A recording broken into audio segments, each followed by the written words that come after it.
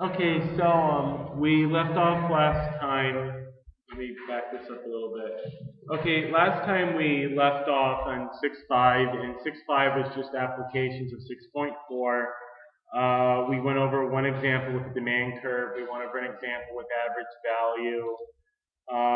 And now what we're going to do is we're going to go over an example where we find the volume of something. We've been talking about area, and now we're going to find volume. And there's lots of ways to find volume of objects, and we're just going to look at one method. And the volume of a solid of revolution obtained by revolving the region below the graph, y equals g of x from A to B about the x-axis is obtained. So basically what we have is, this is our function g. We're looking at g from A to B, and what we're going to do is, the basic idea is we're looking at the area of a circle, and we're taking this piece as our radius, and we're basically pi r squared. So for each height of the function, we're basically we're letting this height be a radius, and I'll draw a picture to give an idea. And if we basically do the area pi r squared, and this integral basically adds up all the area of all the circles, right? Because if you can think of an integral as just a Riemann sum, like we're doing in this picture. So if we take the area of each circle and stack them up on top of each other, conceptually it's like taking this curve and spinning it around the x-axis to get this object over here, and this integral would give us the volume of it. Okay, so you can think of g of x as a bunch of radiuses of different circles, and pi r squared is the area of the circles, and the integral sums up all the areas stacked up on top of each other and kind of like fills up a volume. If I can even represent that pictorially real quick, let me go to the document camera. All these open windows. So you can kind of think about it is, if I have, say, f of x is equal to x squared, and say look at the graph where f of 1 is equal to 1, and f of 2 is equal to 4, right? And suppose I look at this region from here to here, right? So, well, if I spun this around the axis, if I spun this around what region, what kind of shape would it make? Can anyone guess? So this first one over here is going to be the radius of some circle. So basically what I'm going to do is, if I keep going up, this over here is going to be the radius of a small circle. I'll draw the radius and the other half of the radius over here. So that would be like one small circle. And then this one, my radius would be bigger. And then these dotted lines for the diameter over here. And this would be my radius over here. And my next one, if I went the other way, would be a little bit smaller and smaller. And it would kind of look like a cone shape. Okay? Or a tornado or something, right? So if I spun it around, it would look kind of like this, and I'd have this three-dimensional figure here. Okay. So the way to think about it is, the height of the function at any point is the radius of some circle. So if I use the formula pi r squared, where g of x is the height of my function is my radius, and integrating from A to B adds up the areas of all these circles, the area of the circle is pi r squared, that gives me the volume of this object. Okay? Any questions on that? Think about it for a bit. In order to solve the problem, it's enough just to use the formula. But think about it for a little bit. If you have questions, ask me. But the basic idea is, pi r squared is the formula for the area of a circle. If we take the height of the function over here to be the radius of a circle for some given value of x, then g of x is the radius of that circle, and we just add up the areas of all the circles. So you can think about it is taking a circle, finding the area, taking another circle, finding the area, taking another circle, finding the area, then stack all these circles up on top of each other, you're going to have a volume of some sort. And conceptually, that's the same is if you basically drew this curve between A and B, and you spun it around the x-axis to get some volume, and in this case it would look like this, or in the example I was kind of doing on the paper, if we did f of x equals x squared looks something like this. This is the radius of some circle, this is the radius of some circle, this is the radius of a bigger circle. If we keep drawing it, we get some region that looks like this. It's kind of like a cone shape, or the best cone I can draw. We have a small circle, we have a bigger circle, a bigger circle, and a bigger circle. So conceptually what it does is it rotates the graph on the x-axis and gives you a volume of that object. Okay. So let's look at an example. Oh, okay, I forgot. That was x squared was the first example. Find the volume of the solid of revolution obtained by revolving about the x-axis, the region under the curve. Well, what we're going to do is we're just going to integrate pi times, here our r is going to be x squared.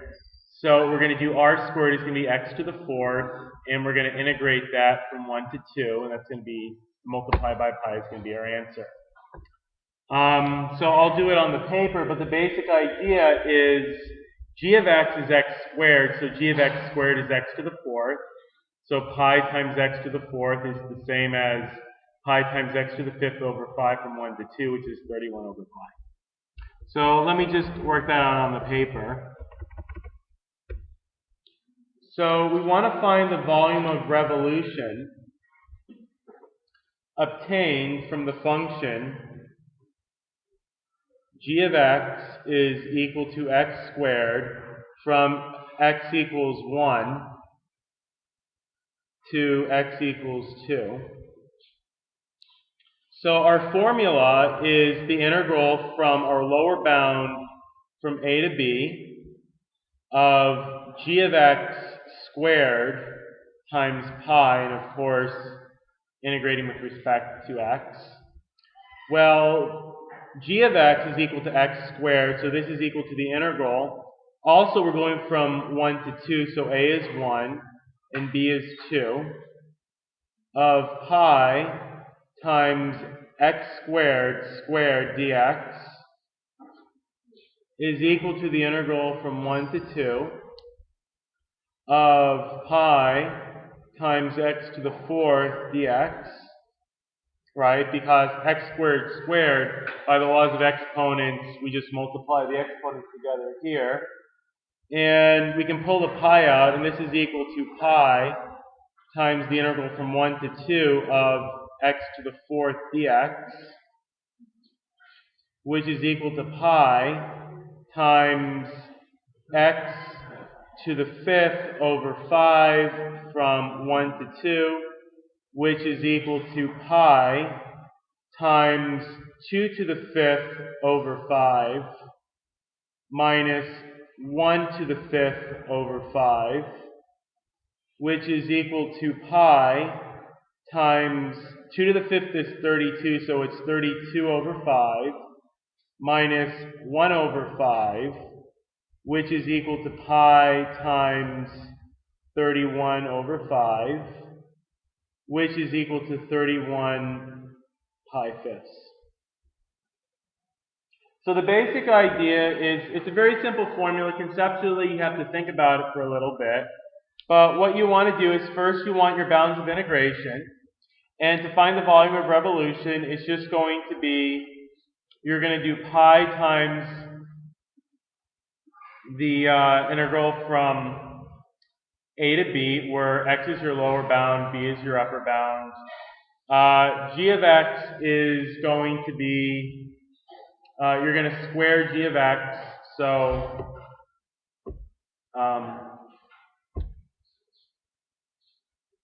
okay, that's just the formula. Any questions on what I just did here?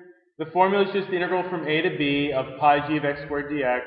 G of x is your function, x is your lower bound, b is your upper bound, and we can pull the pi out.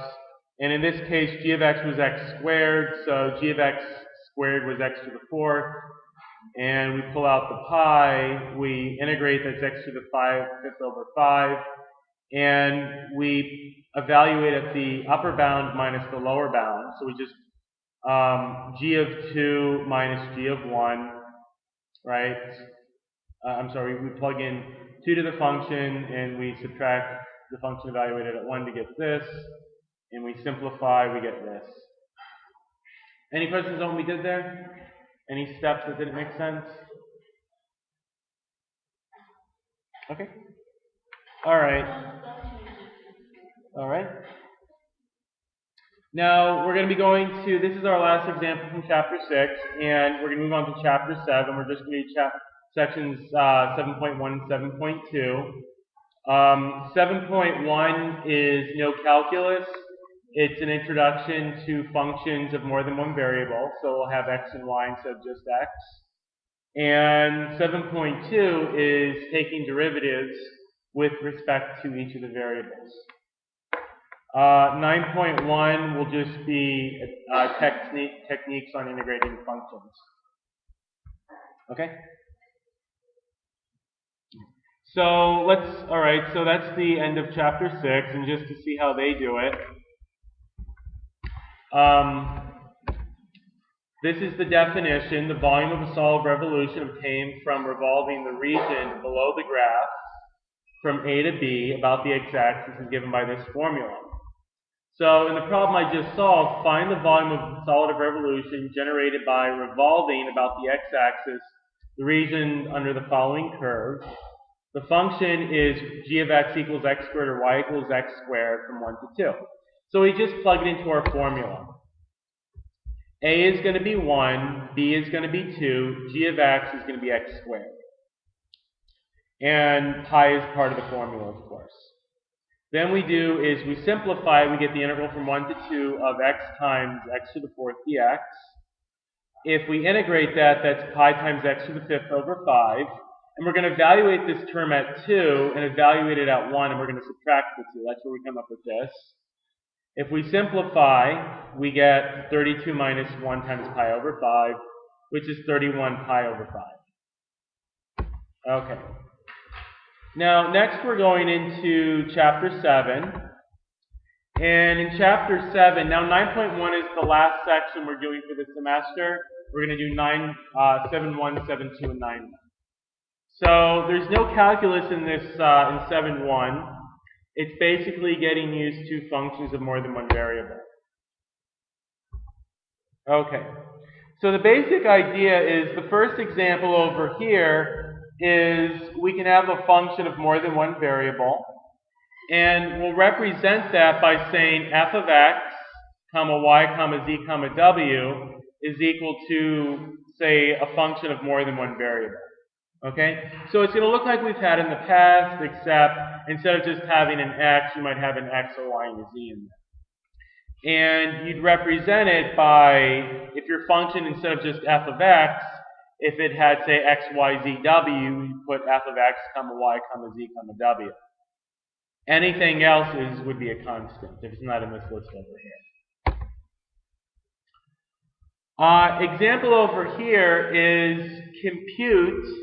Now, instead of saying evaluating like f of 1 or g of 1, we would say evaluate f of x, comma 1, g of 1, comma 1, or g of 0, comma negative 1. This first expression means both x and y are 1.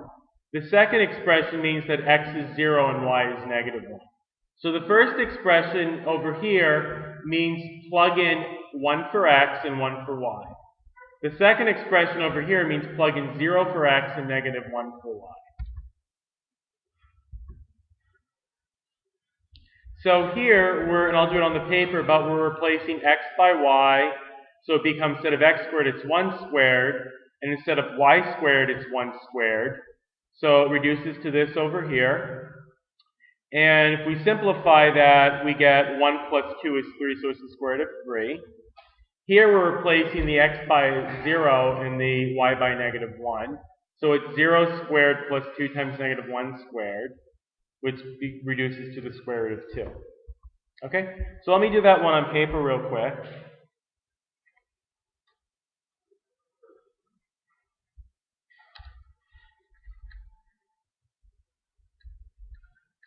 Okay?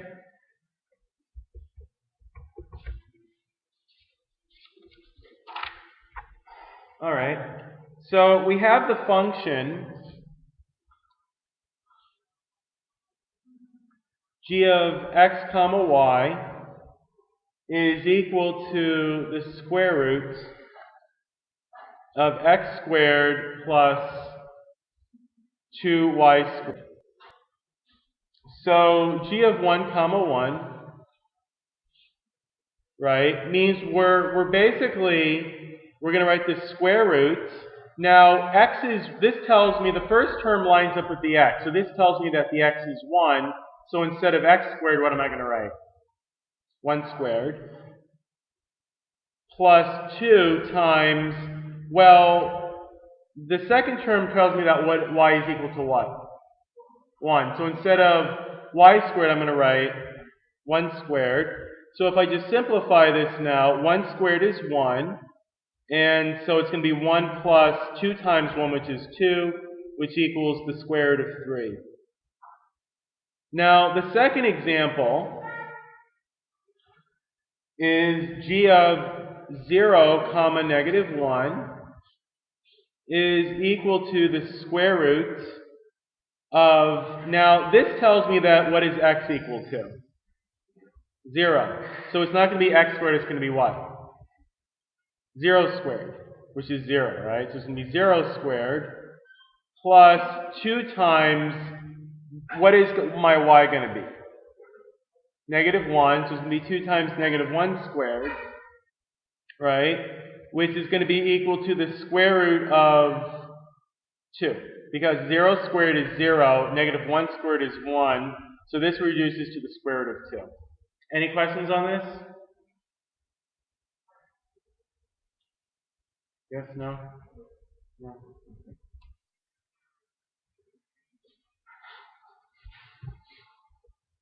Okay. All right.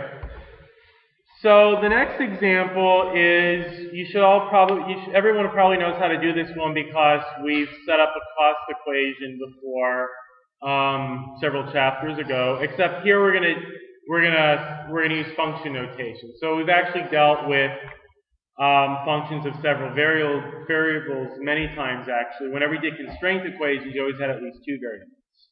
Okay? And you always had to use one equation to get rid of one of the variables so you could take a derivative, right? So here what we're going to do is we have this box, and the box has a back and a top and then 2 sides. So the 2 sides in the back are $5 per square foot, and the top is going to be $3 per square foot. So this top region over here is $3 per square foot, and these 3 regions over here are going to be $5 per square foot. Okay? So the way we're going to do it is the top of the box has length y and width x, so that's going to have area x times y, and the cost of that in square feet, and the cost per square foot is going to be 3.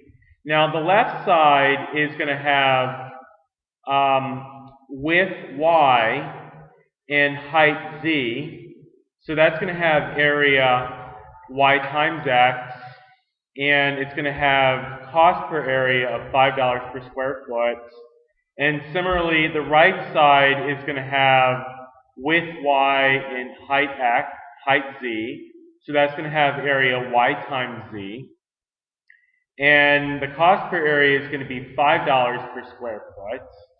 And similarly, the back is going to have length x and height z. So that's going to have area, this back square over here is going to have area x times z at $5 per square foot. So my cost function is going to be 3 times xy plus 5 times yz plus 5 times yz plus 5 times xz. Which is what we have here. And you can simplify that, of course, by combining make this 10, right, oh, they simplified it over here, okay? So let's do that one again on the paper. Okay?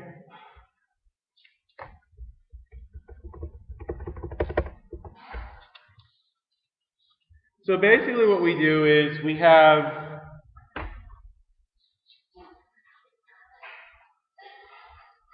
this box over here, right? So that's the top of the box. And this is the box. And this is one of the sides of the box. And let's say this is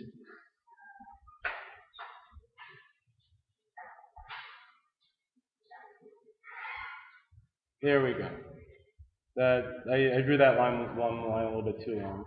Okay, so we have this side of the box, we have this side of the box, and we have the back of the box, and we have the top. And this is going to be y over here, this is going to be z over here, and this is going to be x over here.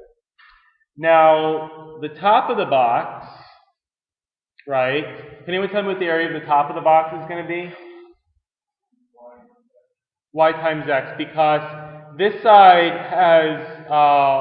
has length x and this side has length y, so we fill in the area on the top, it's going to be x times y, and that was $3 per square foot, so it's going to be 3 for cost, and the area is going to be x times y. Now, the left-hand side, which is going to be this area over here, it was $5 per square foot. Can anyone tell me what the area of the left-hand side of the box is? ZY. The right-hand side is going to be what?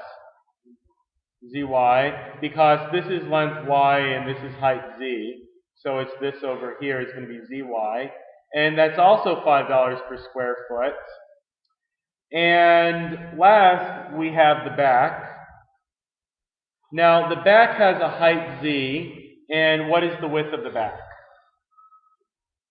So, what is the area of the back piece going to be? Someone new, maybe? Zx, right.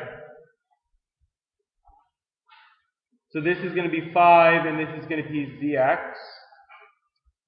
And the cost function is going to be C of x comma y comma z is going to be equal to 3 times xy plus 5 times zy plus 5 times zy, the cost times the area, plus the cost times the area, plus the cost times the area, plus 5 times zx is equal to 3xy plus 10yz plus 5zx. There you go. Okay, any questions on that one? No? All right. Yeah.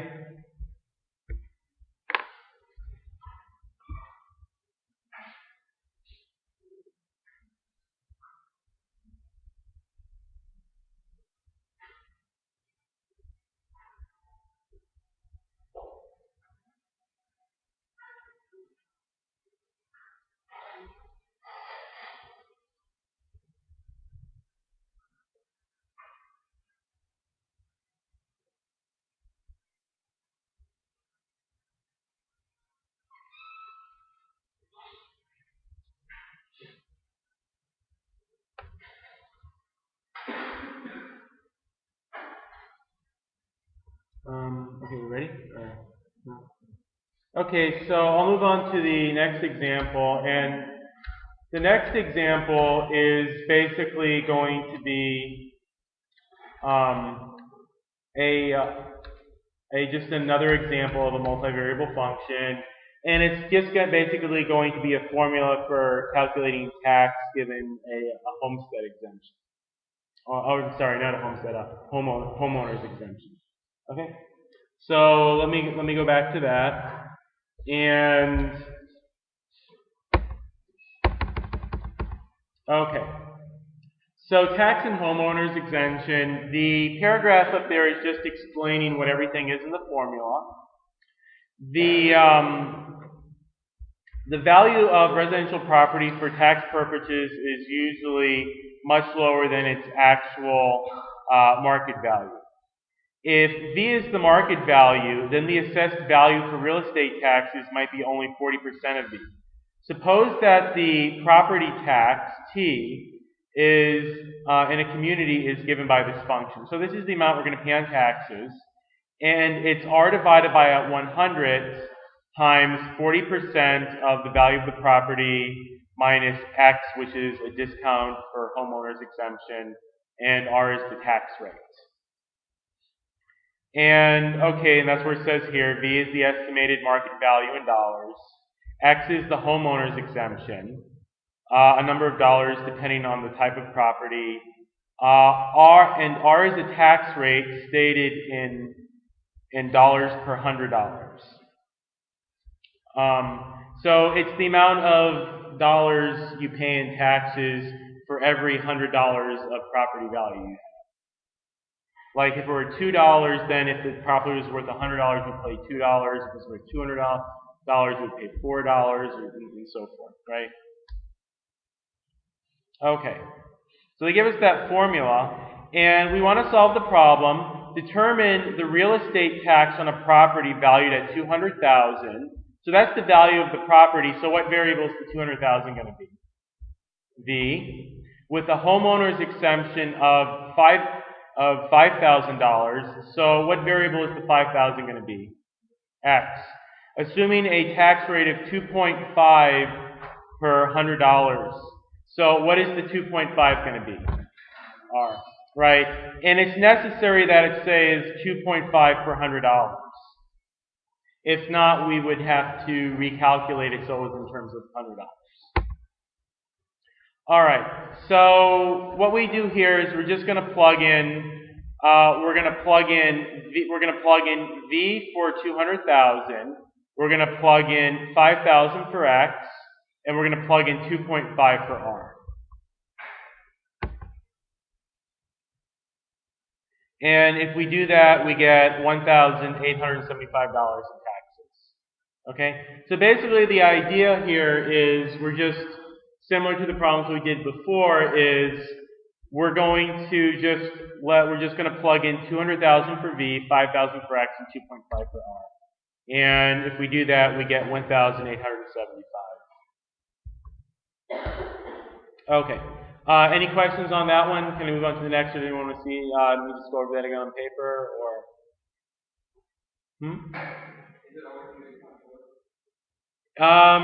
Well, I mean, it's a tax formula. I'm not an accountant, so I can't say if it's always going to be 0.4, but if it were different, they would tell you.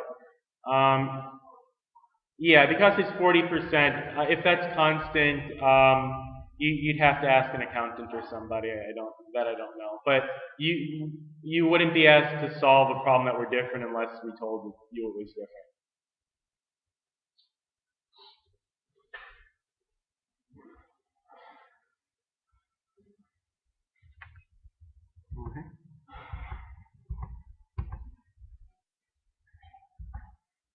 Okay, so the next thing we're going over is level curves.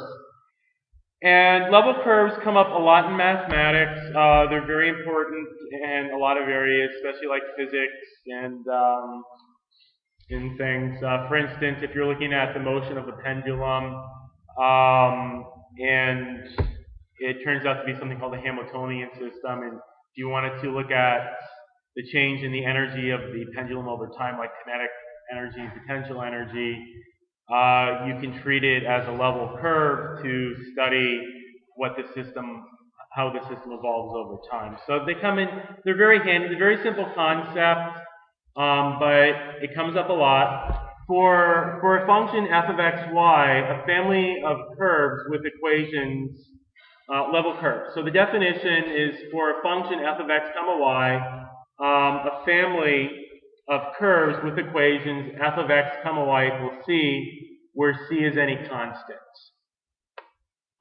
Okay, so basically what we're doing is we're looking at a curve. An example would be a circle, an ellipse. It's some equation that's set equal to a constant. That's all it is. It's some equation where on the left-hand side you have x's and y's. On the right-hand side you just have a number. It could be a 1, a 5, a 10, a 0. Okay? So let's look at an example, and I'm going to do another example, or list an example. But find a function f of x comma y that has the level curve y equals 2 over 2 divided by x squared as a level curve. All right.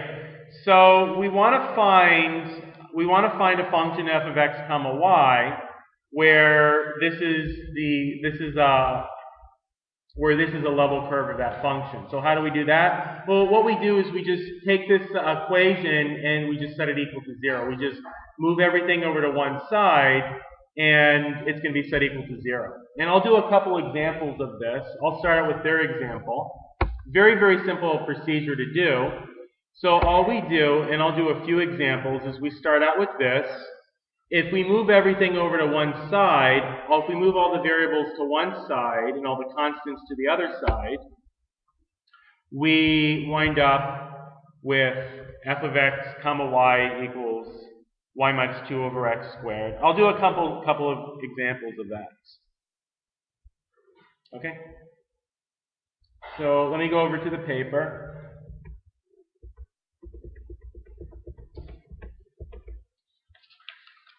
Okay.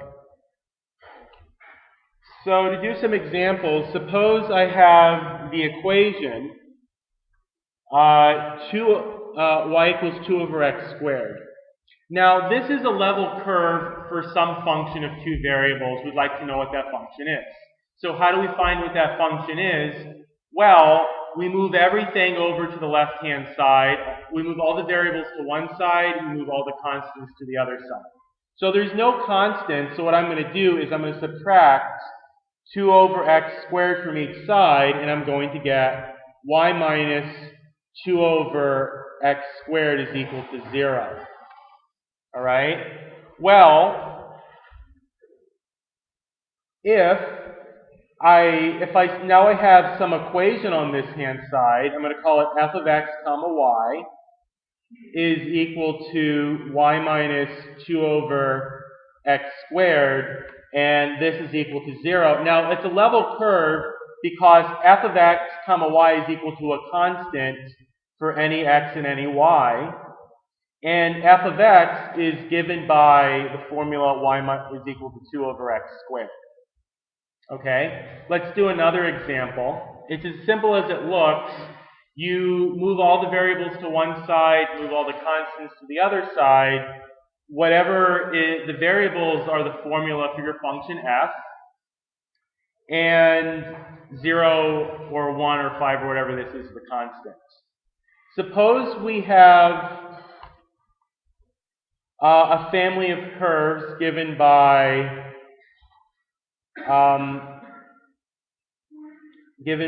let me go to a new sheet of paper so I can write. Y squared is equal to 1 minus x squared. Okay? How can I find a function f of x comma y that has this as a level curve? What can I do here? What do I do? Not equal to 0, I move all the variables to one side and all the what to the other side? Constants. So do I have all the variables on one side? Okay, so what can I do to get all the variables on one side? Add the x squared to both sides. So then what do I get if I move the x squared, the minus x squared to the other side? Yeah, I get y squared plus x squared is equal to what? 1. So do I have all the variables on one side and all the constants on the other side? Okay, so what is my function f of x comma y going to be? What's the formula for my function f of x comma y? You can read it right off the board. Right. So f of x comma y is equal to y squared plus x squared, and this is equal to 1. So f of x comma y is going to be level curves. So x squared plus y squared is going to be the level curves of some of the function f of x comma y. So the function is given by y squared plus x squared, and we're looking at the level curves where y squared plus x squared is equal to 1. Okay, let's do another example. Let's say we have x minus y plus z squared plus 27 equals 0. All right. Are all my constants and variables on the same side? Or how do I find the equation for my level? How do I find the function that this equation is a level curve? What? Yeah, you can subtract 27 from both sides. Actually, technically, you can even think of this as a level curve, but just for the sake of being consistent procedure-wise, we can move the constants to the other side. So we have x minus y plus z squared is equal to negative 27. And then f of x comma y comma z is equal to this. So that's my function. My function is x minus y plus z squared. And the level curves are going to be the points for x, y, and z such that x minus y plus z squared gives me 27. Okay? Now, as long as you have a constant on the right-hand side, you don't have to move the 27 over. You could have all the constants and variables on one side, it's okay, as long as you had a constant on this side. But if you move the variables to one side and the constants to the other side, you're always right there. Okay? So the idea is your function is always equal to a constant. Okay? So actually, this would be okay too. As long as you have a constant on this side and no variables. Okay? So what I said before, you always have to have the variables on one side and the constants on the other. As long as you have a constant on one side and your variables on the other, you're okay. But you could have. So what really matters is that the constant has to be over here, and that's what was given as the definition, right? F of x comma y is equal to a constant. Let's do one more example.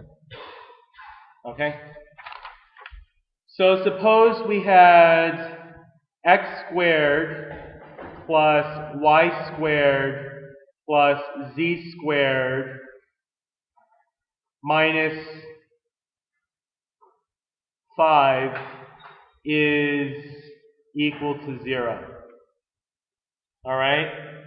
So I'm thinking of two different level curves here, sets of level curves. First of all, can someone tell me what my function f of x comma y comma z is going to be? Yeah, I can move the 5 over to the other side. I could also keep the 5 over here as long as there's a constant over here and no x, y's, and z's. So f of x comma y comma z can be equal to x squared plus y squared plus z squared minus 5. And I'm looking at the case where I'm looking at the points x, y, and z so that x squared plus y squared plus z squared minus 5 is equal to 0. Another possibility, I could do f of x comma y comma z is equal to x squared plus y squared plus z squared is equal to 5. That's another possibility. And in this case, I'm looking at, it's going to be actually be the same exact level curve. I'm just writing it 2 different ways. All that matters is I have variables over here, but constants and no variables over here, right? So I'm looking at the points x, y, and z equal 5. Can anyone tell me, give me an idea of what these level curves would look like? X squared plus y squared plus z squared equals 5. Any guess? It's a real simple shape. You all would know the shape. What? No, it's in 3 dimensions. No, they use this shape in sports a lot. No? Sphere, right? Basketball, soccer, right? A circle would be x squared plus y squared equals a constant. Then the level curves would be a circle. That comes up, circles come up a lot in math or things similar to circle. If we add z squared over here, then we get a sphere. If we did x squared plus y squared plus z squared plus w squared, then we have a hypersphere, or we have a 4-dimensional sphere, which you can talk about, and you can talk about intersections with 3-dimensional space, but you can't draw a 4-dimensional sphere. So one way you might represent the 4-dimensional sphere is looking at how it changes over time, or you might look at the intersection of a 4-dimensional object with 3-dimensional space and get a 3-dimensional object, but you can't actually draw it. But this you could draw. This would just be a sphere. Okay. Do you guys get the idea, or do you want to see one more example? Another example, or next topic? Next topic? Okay. Okay.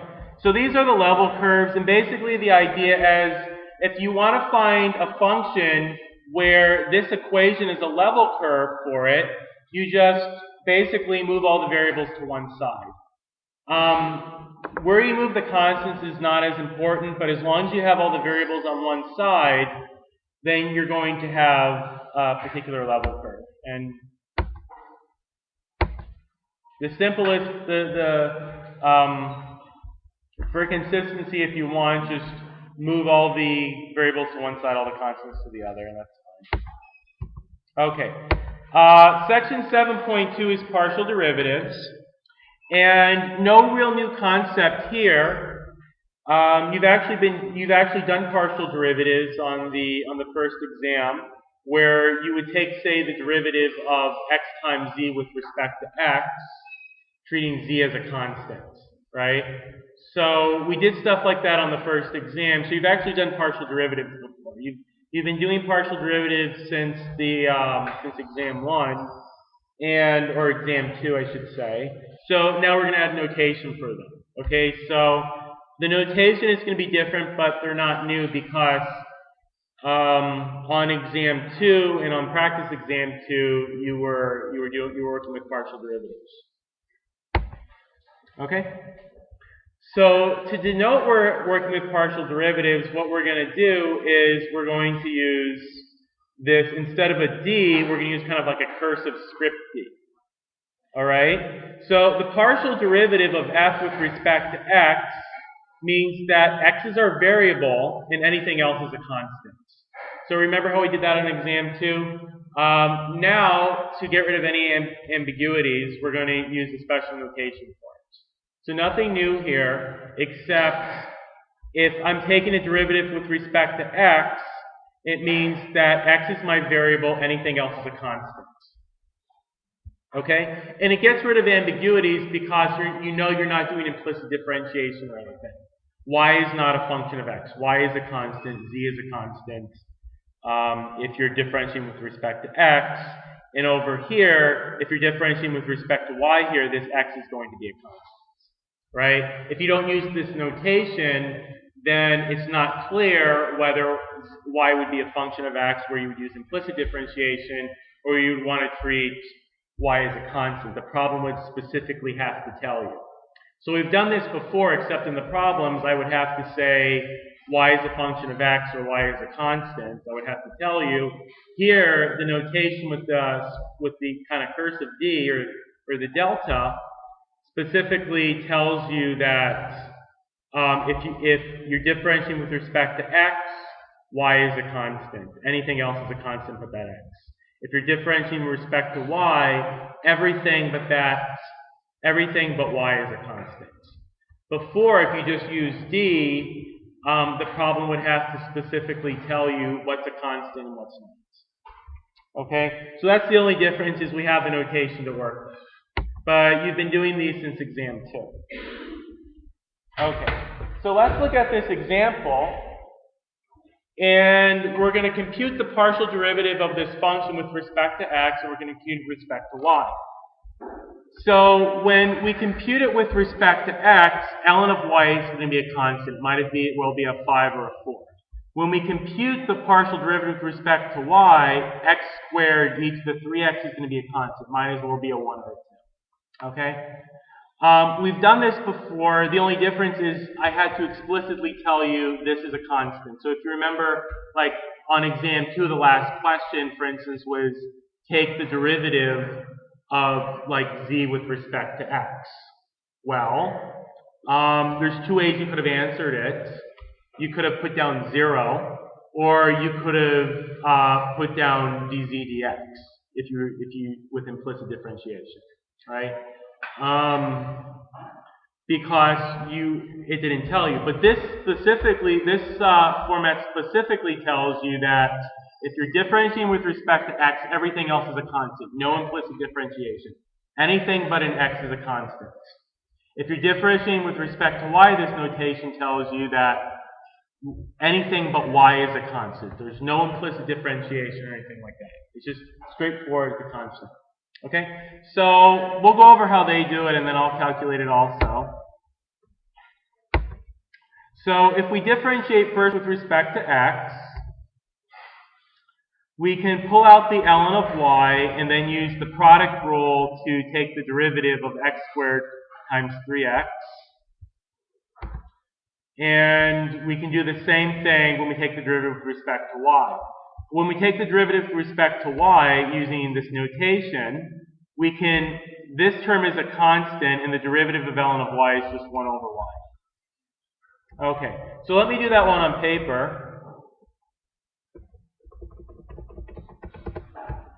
Okay? And you'll be pleased to know after this section we only have one section left, and the rest of the time we can just review.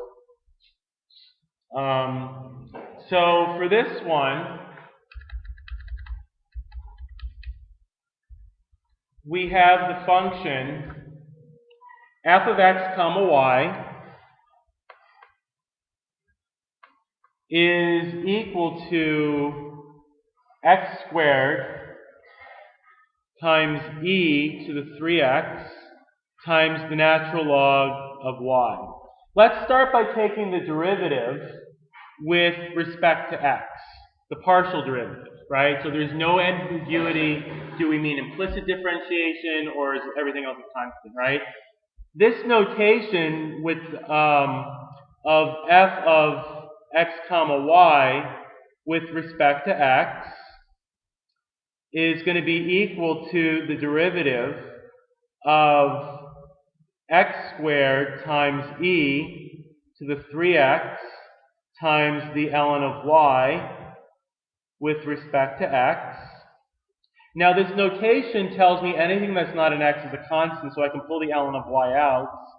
And I have the ln of y times the derivative of x squared times e to the 3x with respect to x. That's not a 2x, it's delta x. Remember, I don't put dx because this new notation tells me that anything that's not an x is a constant. If I put a d, it's not clear whether I should be doing implicit differentiation or treating it as a constant. this tells me it's a constant, right? Otherwise, it's not clear what I want to do. But we've been doing this since the second exam. Now we just have special notation. And this notation tells me y is a constant, no implicit differentiation, so I can pull the ln of y out. It actually becomes an easier problem. Now I'm going to do product rule. I'm going to say h of x is equal to x squared, and what's h prime of x? So what is h prime of x if h of x is equal to x squared? Okay, right, 2x.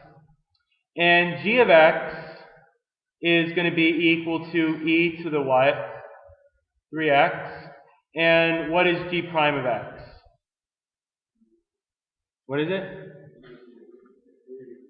3, very good. 3e to the 3x. So if I do h times g prime plus g times h prime, this is going to give me the natural log of y times x squared, right, this term, times 3e to the 3x plus e to the 3x times 2x, which is this. Okay? Which is exactly what they have. Now, again, we can do the process over, except we can do it looking with respect to the y. So again, suppose we have f of x comma y is equal to x squared times e to the 3x times the natural log of y. So the derivative of f of x comma y with respect to y is going to be equal to the partial derivative of x squared e to the 3x times the natural log of y with respect to y. Now, what terms are constant here? That this is a delta. It's a d. It's a cursive. It's a kind of like a script one. It's a script d. So whenever you see this, instead of a d, if you see kind of that script d, it means partial derivative. It means anything here but a y is constant. So what are my constant terms in this expression? You need 3x. Very good. So what does that mean I can do with them? Pull them out, right? They're constant. So this is going to be equal to x squared times e to the 3x times the partial derivative of the natural log of y with respect to y. And what is the derivative of the ln of y with respect to y? 1 over y. So this is going to be equal to x squared e to the 3x times 1 over y. Right? So again, we've been doing this since exam 2, except we have new notation. The reason we waited till now to give the notation is because you need to have notation for a 2 function or 3 function or more variable in order for this notation to make sense. So we've been doing these, except now we're giving it special notation. We've actually used multivariable functions since exam 2 also, because we'd have optimization problems that would have at least 2 variables, and you'd have to use a constraint equation, get rid of one of the variables to solve the problem. So all we've done now is we've added notation for multifunctional variables, and we've added explicit notation to tell you when something is a constant. Okay, so all we've added is new notation to hopefully make things easier. Whether it makes things easier for you or not, I don't know. But in general, it'll make things easier if you do more math because you have ways to express ideas. Otherwise, you'd have to explicitly say this is constant, this is not. Use implicit function, implicit differentiation here, don't here, and so forth. Any questions on this? Okay. Okay, another example over here. Instead of x and y, we're using L and K here. You can use x. You can use any letters you want. Here they're using L and K instead of x and y. Okay? Doesn't matter what letters you use. So let's do it over here, and we'll compute the derivative with respect to L. Here we're going to use the chain rule. So let me see, so we have the function over here, f of L comma k is equal to 3 times the square root of L times k. And here we want to take the partial derivative of f of L comma k, or with respect to L, which is going to be equal to the partial derivative of 3 times the square root of L times k with respect to L. Here, with respect to L, not k. So what's going to be my constant term here? K. K and 3 are both constants because I'm differentiating with respect to L. That's an L. It looks a little bit like a K. Let me scratch that with respect to L, right? Okay. So in order to take the derivative of the square root, how do I rewrite the square root? Right, raise it to the 1/2. So this is going to be equal to the derivative of 3 times LK raised to the 1/2 with respect to L. And what can I do with the 3? Take it out. So this is equal to 3 times the derivative of LK to the 1/2 with respect to L. All right. Now, to take the derivative, I'm going to bring the 1/2 down. I'm going to subtract 1 from the exponent, and I'm going to multiply by the derivative of the inside. So this is going to be equal to 3 times L times K raised to what power? So I subtract 1 from the exponent, what do I get? 1/2.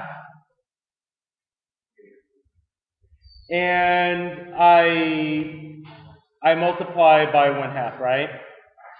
Because I bring down the 1/2, so there's a 1/2 in front. I bring down the 1/2. I subtract 1 from the exponent to get a negative 1/2. Now I multiply by the derivative of the inside. What's the derivative of LK with respect to L? K. So this is equal to 3K over 2 times LK to the negative 1/2. And if you want, you can rewrite this on a test. It would be perfectly fine to keep it like that. But if you wanted, you can rewrite this as 3K all over 2 times the square root of LK. Okay? So basically, K is just a constant here. You're just taking the derivative with respect to L.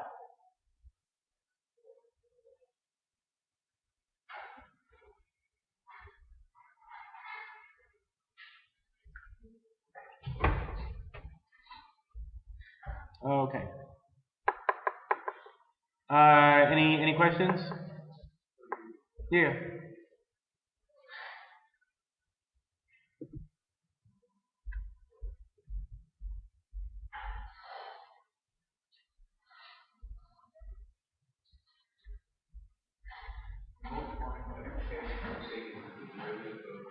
Right, because remember the general power rule, I bring the exponent in front, so there's a 1/2 in front. I subtract 1 from the exponent, so there's a negative 1/2 here. But then what I have to do is I have to always multiply by the derivative of what's in parentheses. What's in parentheses is L times K, so the derivative of LK with respect to L is just K because K is a constant, so there's a K in front. Any other questions? No? Okay. And all right, so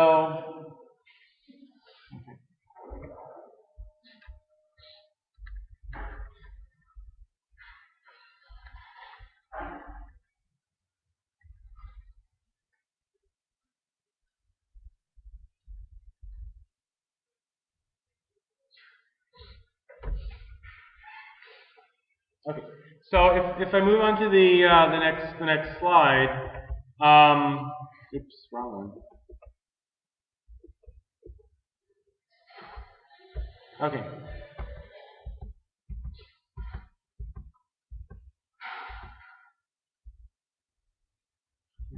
Okay.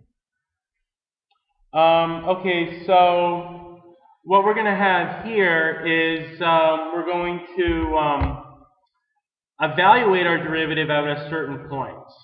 So what we're going to do with this function is we're going to evaluate x, y, z, and we're going to evaluate it when x equals 2, y equals -1, and z equals 3. So we're just going to take the derivative of this function with respect to y, where everything else is a constant. And then what we're going to do is we're going to plug in 2 for x, -1 for y, and 3 for z. Okay? So to see how they do it, first, and I'll do it on paper. To find if we take the derivative with respect to y, and I'll work that out,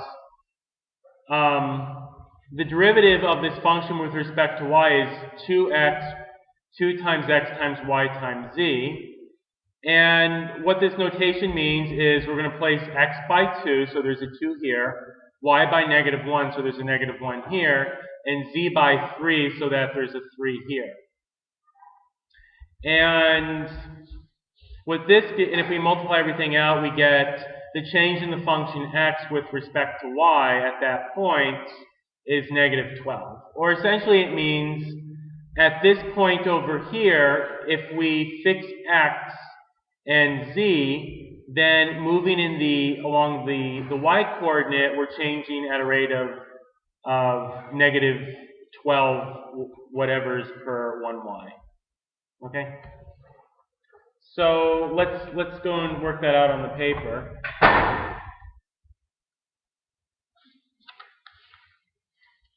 So if we have the function f of x comma y comma z is equal to xy squared. Ignore that dot over there. It's just a xy squared z plus 5. That dot is just a marker smudge. And we want to evaluate, we want to find the derivative of f with respect to y when x comma y comma z is equal to 2 comma -1 comma 3. So x is going to be 2, y is going to be -1, z is going to be 3. So this is going to be equal to the derivative of x y squared z plus 5 with respect to y, which is going to be equal to, so the derivative of 5 is going to be 0, so that doesn't matter. And what can I pull out of this? What are my constant terms here? X and z. So this is going to be equal, the derivative of 5 is 0, so I can ignore the constant. This is going to be equal to the derivative of xy squared z with respect to y, because I can separate plus the derivative of 5 with respect to y. Well, this term is going to be 0. And I can pull the x and the z out, so this is going to be equal to x times z times the derivative of y squared with respect to y. And the derivative of y squared with respect to y is what? 2y. So this is going to be 2y xz, or I can just rewrite it as 2 times xyz. Now I want to evaluate it at the point when x is 2, y is -1, and z is 3. So this is going to be 2 times x is 2 times y is -1 times z is 3. So 2 times 2 is 4 times 3 is 12 times -1 is -12. Okay? So what this means if we interpreted it, we know that the derivative of f with respect to y at the point 2 comma negative 1 comma 3 is equal to negative 12. That means is at this point, if we keep the x and the z fixed and start to change the negative 1,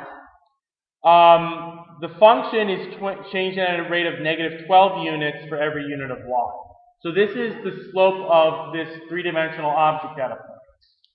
Okay? So suppose like y was units of production. So in a sense, at this point, at this production level, if we vary y, say the demand is going down by 12 for every change in y at this particular point. So we can see what's going on there. Yeah. So basically, what's going on here is if we fix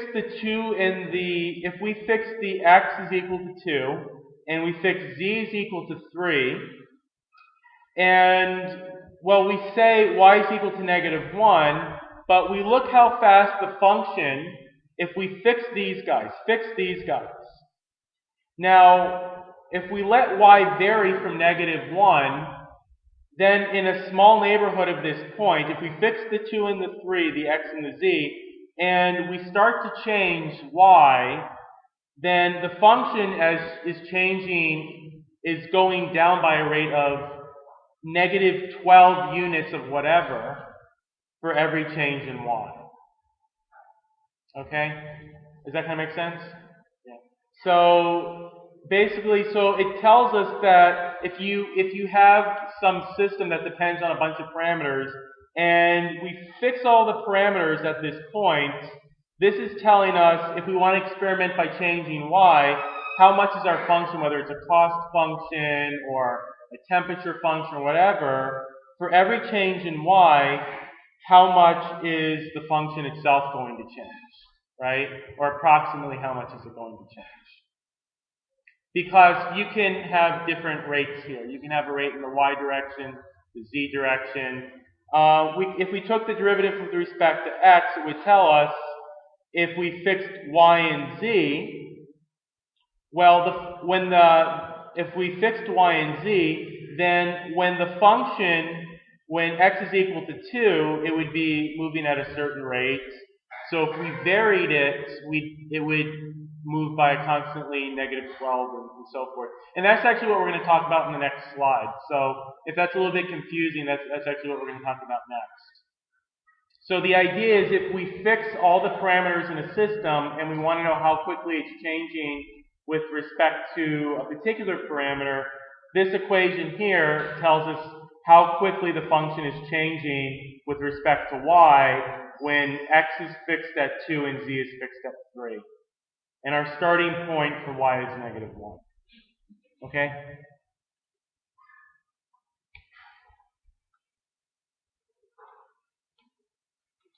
Okay. So let's go back to the slide, and this is actually what we're talking about in the next slide. And what we have in the next slide is, remember from exam 2 when you had the problem where you were given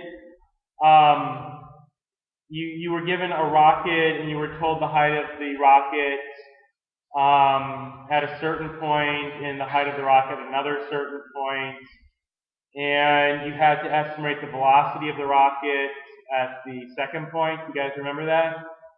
Okay. We can use the same formula in 2 dimensions, the exact same formula.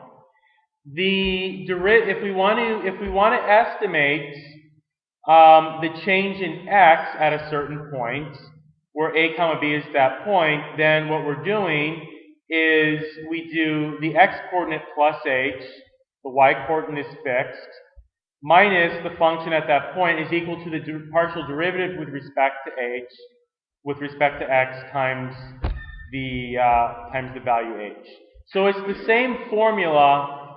It's the exact same formula, right? It's the exact same formula. It's just that we're fixed, except now we have 2 points.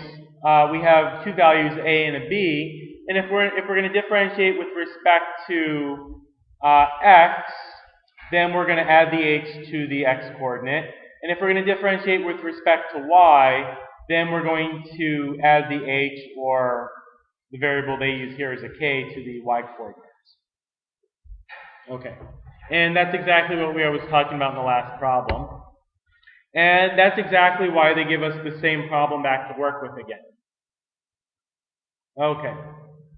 It says interpret the results of this function over here, and that's exactly what we just did. Okay?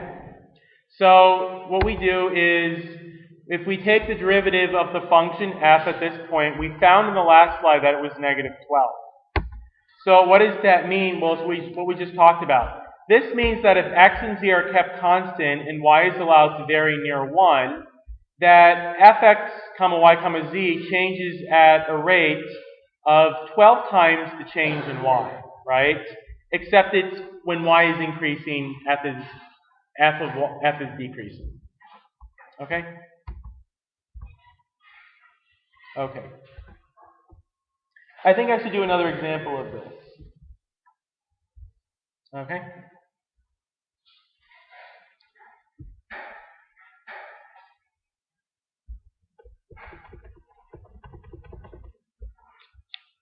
Okay.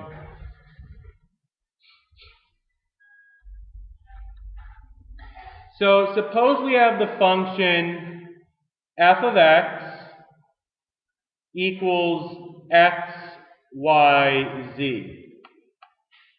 Oops, sorry. F of x, y, z is equal to x, y, z. And what I want to do is, I know that well, that's too much information. You know, I'll think of another example problem for next. Well, no, I can make up one real quick. So suppose I have a function where f of 0, 1 is equal to 2, right? And I know that f of 0, 1.5 is equal to 3. All right? Now, that's going to tell me that, and I know that 1.5 minus 1 is equal to what? 0.5. So what is my value for h going to be? So what's my change? If these coordinates are fixed, I'm only changing the z. What is my change in z? 0.5, right? So then I can write, if I want to approximate f prime of 1, then I do f of 0, 1, 1.5, I'm sorry, minus f of 0, 1 divided by 0.5 is approximately equal to the partial derivative of f with respect to z, right, evaluated at 0, 1. So then I'm going to have f of 0, 1.5 is 3, f of 0, 1 is equal to 2, divided by 0.5 is approximately equal to the derivative of f with respect to z at 0, 1, which is 3 minus 2 is 1, divided by 0.5 is 2. So this is the same formula we used in the past, except there's new notation involved, right? Here, my value of h is 0.5. So another way you could write it is f of 0, 1 plus 0.5 minus f of 0, 0, 1 divided by 0.5 is approximately equal to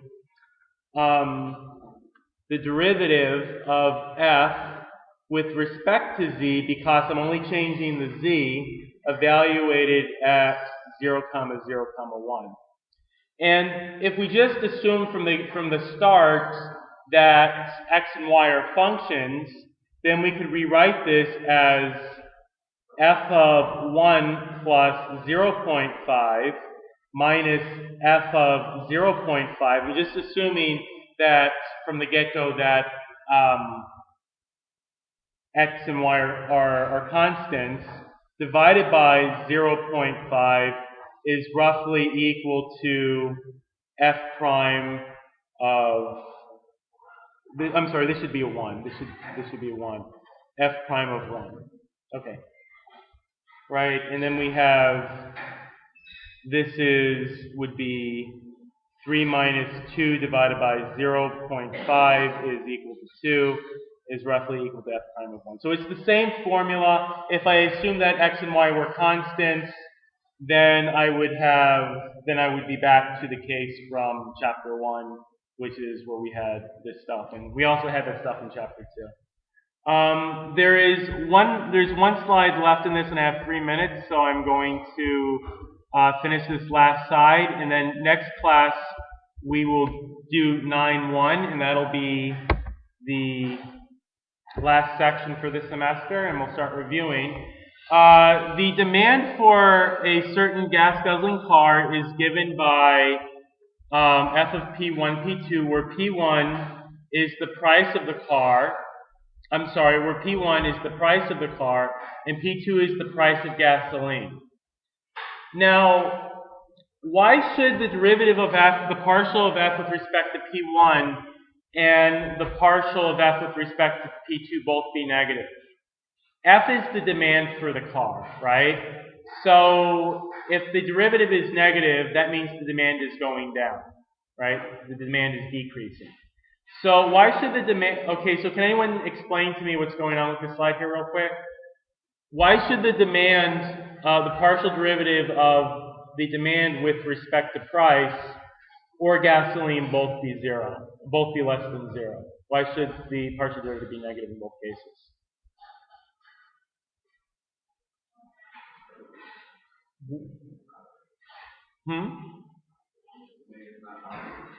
Well, it's not that the demand's high, it could be high or low, but if the price keeps going up on the car, what happens to the demand? Right, and that's why the derivative is negative. When the derivative is negative, that means the function's decreasing. So it has to, and what happens if you have a gas guzzler? Is the gas efficient is it consumes more and more gas per mile. So what would you expect to happen for the demand for the car there? Goes down. So that means that, this means that as P1 increases, the function is going down. That's what the derivative less than 0 means here. And as P2 increases, the function is also decreasing, the derivative less than 0 here. And we expect that because if we consume more gas per mile, it's less demanding of a car. And if the price goes up, it's also less demanding of a car, right? All other things being constant. And that is the end of, oh, we have one more slide left in 7.2. We'll do that next time. And next time we'll also do 9.1. And 9.1, if I just looked at the syllabus, should be the last section. And then we'll start